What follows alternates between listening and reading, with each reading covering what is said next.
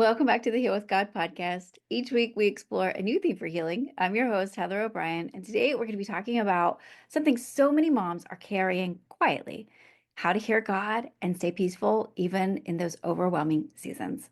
So, if you're a Christian mom and you love Jesus and you want to do what's right by your family, but you feel a little stretched thin, maybe mentally things are loud, emotionally things are tired, or you're carrying just too much all at once, we totally get it. And this conversation is for you. Today, I'm joined with Elyse Scheeler from Speaking Life into Motherhood. And Elise's heart is for encouraging Christian moms who are navigating additional needs, maybe to care for their family, their faith, their mind, their home, in ways that bring peace instead of more pressure. And I'm excited for this conversation because we're not only going to be talking about performing better, we're going to be talking about how to hear God clearly, take the next right step, and stay anchored in that peace, even when life feels like a little bit loud.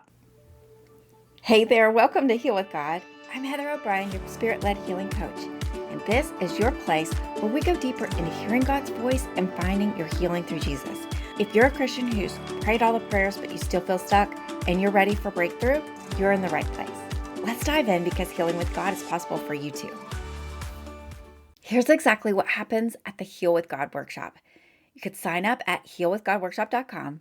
You show up live for the workshop, and then I'm going to walk you through a simple spirit-led framework to help you hear God clearly about what's really going on underneath your struggle. You begin to understand the root instead of just reacting to the symptom, and then you're going to leave knowing exactly what to pray and how to pray with a lot more clarity than you had before. That's the workshop. And just so we're clear, you can absolutely come and be a fly on the wall. You do not have to talk, you do not have to volunteer, and no one's going to randomly choose you on the spot for live coaching.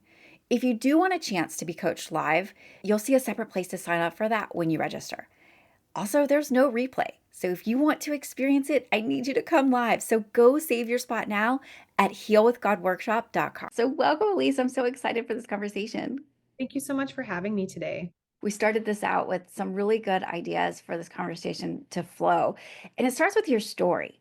You had a story about something terrible happening, and I'll let you tell all about it, but then it led you down to rock bottom. So that's what propelled you into hearing God's voice. Can you tell us a little bit more about that? Sure, absolutely. So I am married right now and I have two little kiddos. They're 5 and 4. And I am at a place now that God has brought me to. But if I go back, I am very much reminded of the time that I was struggling. We had been trying to get pregnant for years. There was a lot of mental and physical challenges that were happening. And I finally got to the point I had gotten pregnant and then had a miscarriage where I remember the moment sitting on the bathroom floor and just finally, truly, with all of my heart, hitting rock bottom and giving it up to God and saying, God, I can't do this anymore. God, I can't carry this anymore. I don't know what to do. Lead me. And I always tell people there wasn't some sort of miracle that happened that day, but I do feel like, and my husband really, he feels like he noticed a difference in me. He noticed a difference in our marriage and just how we moved forward in our relationship with Jesus and our relationship with each other that propelled us forward to working through some of the infertility to now having these beautiful two kiddos that we have now. But I think that for me, I had to hit rock bottom because I am somebody who wants to control every single part of my life. Even though I was saying, oh, God, I trust you and all of those things, I wasn't truly trusting him. I wasn't truly leaning in. I wasn't truly opening my ears to hear what he was trying to tell me until then. And once I did that and I gave in to understanding that I need to let him lead, I was able to hear. There were certain things and certain, I call it Holy Spirit discernment, that would kind of come in where I wouldn't have listened to it before, that I made some changes in some of the doctors. I made some changes in the people that I was surrounding myself with and the choices that I was making with what I was putting into my body and healthy eating and all of those things that eventually led me to the place of motherhood, which is the only thing at that time that I desired. Yeah. Okay. So you mentioned something really specific about trusting God. And I think our listeners can really resonate with that they want to trust God. They're trying their best, like striving. Okay, but how? But how do I trust God? And I wonder if you can articulate how you got to that place of surrender, of trusting God, and specifically releasing control. I think those things go hand in hand. How do you do that? Like, how did you? Is that too hard of a question? No, I mean, it's a tricky thing. I think there is a certain component for me, at least at that time, of having nothing left. And I think that we continue trying, even when we're struggling and when we're really struggling, we continue to try to control and control. And if you can just sit with whatever it is that you're trying to control in your life and just go, I don't have any control. Mhm. And just even articulating that I cannot control this situation right now. Come on, that's so powerful. And being able to just, okay, so then what do I do? You just have to trust. One of the analogies that I have used on my podcast a lot, and I think can maybe be a better analogy if you're maybe not in a situation where you're like, I'm not at rock bottom, right? But I still want to trust God, is I think about it as you're on the side of the river and God has a boat for you. And the boat has been there the whole time. And maybe for me, I wasn't trying to go upstream, but I wasn't getting in the boat. I did not trust him because I'm afraid of the water. Maybe I can't swim, right? And Mhm. I think if we can say, okay, I'm going to put on my life jacket because you got this, God, Mhm. and I'm going to step into the boat and I'm going to trust that I can't see what's ahead. There are probably some waterfalls, there might be some rapids up there.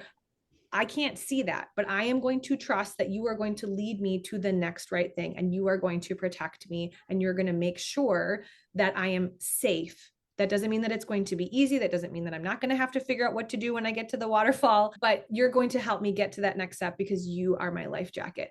Mhm. And since my infertility and all of the different challenges that I've now faced in my life, leading up to now in motherhood, having that mentality of like, all right, I'm in the boat. And maybe that's what you need. If it's not, that you're at this rock bottom place, it's more of Uh-huh. like, I'm just going to get into the boat. And Mhm. if you're feeling things that there's some resistance in what you're doing, trusting God in that maybe this isn't the right decision. If those discernment alarms are going off, like maybe I need to think about this a little more. Cause I think sometimes it's easier when we're at really extremes, but it can almost be harder when the challenges aren't, life and death, those types Yeah, of you're things. To right. be able to trust because you do kind of feel like you have some control, right? You're right. You're right. Because in everyday life, it does feel like we're making it happen. We've got the effort involved. We've got our scheduling. We've got our hands to do the work. We've got our minds to do the work. We've got our bodies to do the work. We can do things. God's given us a power and ability to do things. So we inherently almost it's like we're built for that, wired for that, and we have to unwire ourselves in order to not lead the way, in order to partner with God. Thank you for sharing that. That's a really powerful way to look at it, that we just need to acknowledge that we're not in control. Sometimes that acknowledgement is all that we need to understand we can trust God if we acknowledge we're not going to be able to control anything coming forward. Mm-hmm. So we release control, we give it to God, we trust in God, and then we have to walk it out. Mm-hmm. And you've got some really great daily rhythms that you have incorporated into your life to walk it out instead of, so you did get pregnant. You did get have babies, but then you still have to walk it out where you're still trusting God. You're not always in control because the kids will let you know right away. You control nothing. Mm-hmm. How do you do that with your daily rhythms? I think so. Then once we step into for me, there were a lot of challenges with infertility, but then you step into motherhood, and that is its own very unique and beautiful challenge. As I have grown as a mom, and one of the things I talk a lot about on the podcast is having a mission. We as moms can get buried in the day to day. It can feel so overwhelming, especially, for a lot of the listeners that I have, their kids have additional needs, or maybe they're concerned about something and they're not sure what's going on with their child's development. You're spinning, right? You're spinning all the time. How do I know what is the right decision? We're also constantly bombarded with things on social media, what we're supposed to be worried about, or now I'm worried about this and I shouldn't be. How do we get through that? How do we calm down? If you have a mission, you will be able to discern what is a decision that is important or what is something that is important and what is something that isn't. So I always use my example is my mission is to grow my family by growing their faith, being advocates for them, and creating a healthy foundation. And so that's for my kids and my husband. And I have worked through that with God to have a mission. So then when I have an opportunity, either for my kids or for myself or for my spouse and I or for work, I put that through the lens of, does this align with my mission? And Wow. if it doesn't, then it's much easier to let it go.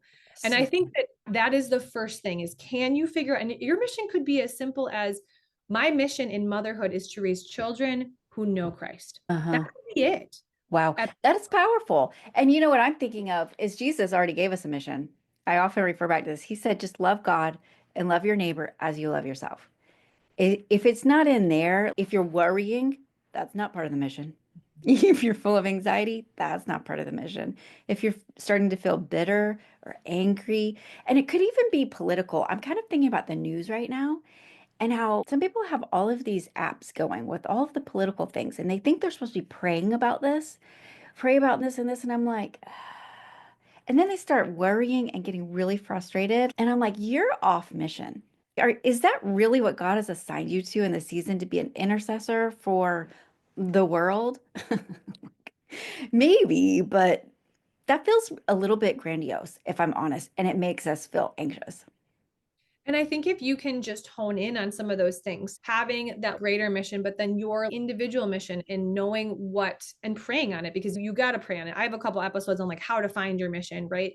And God can help you understand like, how are you supposed to be building his kingdom? And there's different ways that each of us can do that. And once you have an idea of that, that helps too. That also really helps, at least for me, in my day to day. I think a lot of moms also are like, I didn't get enough done. It's the negative thoughts. Oh, we should have done more. Or, have I done enough for my kiddo? Or what am I doing today that was, successful? Did you do anything that lined up with your mission of leading your children to Christ? Yep. We did a daily devotional. We said our prayers. You know what? We checked that off. Yeah. Once you have those small things, Oh, you can feel less overwhelmed because you can feel like you've got something done. so good. You're aligning that with what God has given you. And you're feeling like, I think a lot of us at the end of the day feel like, what did I even do? If Huh? you Yep. have that mission, it's much easier to have some sense of accomplishment and understanding that what you are doing in this present moment is very valid, is very worth it, and makes a lot of sense for your family. That's so good. Yeah, there's lots of days at the end of the day, I'm like, this day was so busy. What did I accomplish? And I do want to go back through my list of what I accomplished. I have certain to-do lists per day. And if I didn't accomplish one of those things on that list, even though I could do it tomorrow, somehow I feel like I missed the mark, even though I did a million other wonderful things. And I really have to challenge myself to fight for my peace in that moment. Do you have that similar struggle where it's like, Heather, you did amazing. Look at all the wonderful things you did for God. And tomorrow you can do that one other thing. It was like one minuscule thing that was on my list that I could easily do tomorrow. There's no rhyme or reason why I'm mad at myself that I didn't do it today. Do you have that struggle bus too? Or I feel like I've worked through it. I will say, uh, I feel like I'm at a place now where most of the days I am not spinning as much. But I've also, so we kind of talked about at the beginning, have created some rhythms for myself. A big part of my mission is healthy foundations for my family. Healthy foundations for myself equals movement. I have created, rhythms in my day where I'm making sure that I am moving. We have some simple things where we do homeschool. My kids are getting some level of learning in, some level of, connecting with God. And that's it. Those are my three things on my mm, checklist. It doesn't matter how long my brain dump is, how many things I have to get done for work, those three things, because I feel pretty good about that, right? And we that's can good. continue because the to-do list is never going to leave. Right. It's always going to be there. And so if you can have just those basic rhythms, and once it is a rhythm, which is a Mhm. habit, it's something that you can just keep coming back to without having to feel left wanting. Does that make Uh-huh. sense? It's almost like this guilty feeling of I didn't do this one thing, but you're saying readdress it, reassign it. It's not about feeling guilty. It's about, no, I did my main mission today. The extra things, those are bonuses. The things Mhm. that I want to accomplish, they're still bonuses. They're side missions, if you will. Yeah. And so that takes some of the guilt from building up. And especially when I tell myself that, do you have to tell yourself that sometimes too? Or especially at the beginning? Sometimes I have to just remind myself, Heather, this is what you're supposed to be doing. You accomplished everything you were supposed to do today. And that reminder takes the guilt away in itself.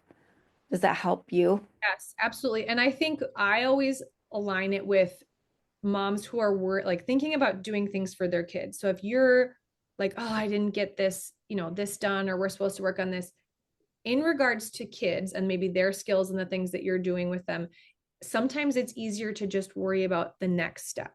And Mm, you can even break down that step into smaller steps rather than, I think it's always good to have the end in mind, but that can sometimes be overwhelming if we're like, oh, I didn't get this huge thing done. Break down the steps that you need to.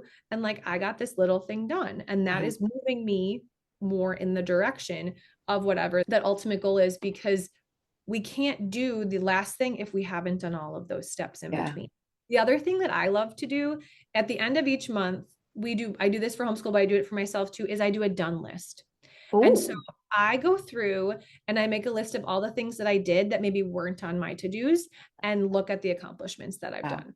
Yeah. And that's something you can do daily too. And, Uh-huh. because maybe there are some things that happened that were unexpected. You Yeah. had a child who had a really bad meltdown at the store, but you were able to help them recover in 3 minutes instead of the 10 minutes that it normally takes them. You write that down on your done list because Uh-huh. that is something that you accomplished today. Instead of it being, oh my gosh, Susie had a meltdown at, the Target and I'm so upset by that. Oh, we actually worked through this in less time than it normally takes us. That's That so is good. an accomplishment. And Done. even, I mean, as you're saying that, I'm even thinking about like our audience might be dealing with panic attacks. And okay, so you had a panic attack today, but how long was it? Mhm. How successful were you at getting to your work kit quicker and using those tools? I call it a spiritual warfare kit that they're supposed to build and use the tools inside the kit.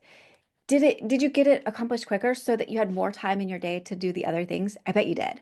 Having the kit just changes things. And if you start implementing the tools, maybe you had someone who was mean to you. Maybe you had, sometimes we have panic attacks just because we're late. I don't know about you, but like I'm like, I hate being in a hurry. I hate being late. And that just goes, it can go down a spiral bus. But was your spiral less? And looking at it in the sense of what's my day like on a scale of 1 to 10?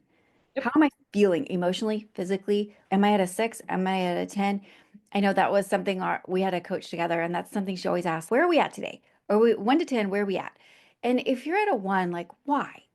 Is that reasonable to be at a 1? Are you really in the dumps about something that's reasonable for you to be at a 1? Sometimes we just have to think about that. I'm like, is this really that big of a deal in the grand scheme of things? And a lot of times it's not eternal issue. It's like someone looked at me with a squinty eye. Come on. But yeah, thank you for sharing all of these wonderful tools. If our listener today, maybe they feel exhausted, maybe they're afraid that they're missing God and they're unsure, they want to hear God's voice, they're in the messy middle. Let's go back and reassess like all of the steps that we brought them to. Like where would we bring them back to honing back in to hearing God's voice and taking that one step? I think for me, it's about creating simple rhythms throughout your day. Obviously, having time with God needs to be a really important rhythm. So, having that be something that your body needs, your body knows that this is what you're doing every single day to take that quiet time to connect, and then creating those other rhythms based on your mission. What is the mission that God has given you in this season? Our mission always changes. But once you are honed into that, you're going to be able to much better hear what God is trying to tell you, how he is trying to lead you. And I think, like you said, with the panic attacks, it's so important to remember he is the only one that is perfect. We are not perfect. We are not ever going to be perfect. And so just knowing that you are growing and moving closer to God each and every day by taking these small little steps, that is also going to help you hear his voice. Yeah, that's so good. Wow, thank you so much for these power tools. And tell our listeners how they can learn more about you and go listen to your podcast. Absolutely. So, my podcast is Speaking Life into Motherhood, and I do have a private practice as well. I'm a speech language pathologist, and you can find all of my information over at www.speakinglife.co. There's no com, it's .co, so .co. Yeah, thank you so much. And the name of your show?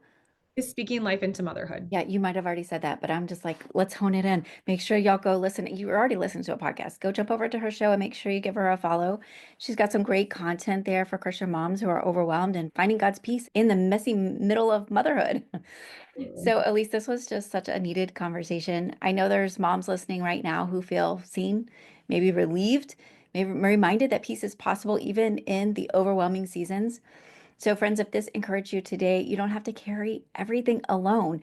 You do not have to have the full plan before you find your peace. You can do one step. You can stop striving. It's not required. You don't have to strive to hear God. He's there. He's waiting for you to just be quiet and listen. Find a few minutes for His voice because He is there waiting to talk to you. He's faithful and He's going to lead you in the next one step. I pray that He does even right now. If you want to go deeper with us, remember I have the live free healing workshop every month. Have you signed up for it? What are you waiting for? It's free, it's live. This is where I teach you how to get down to the root of your struggle.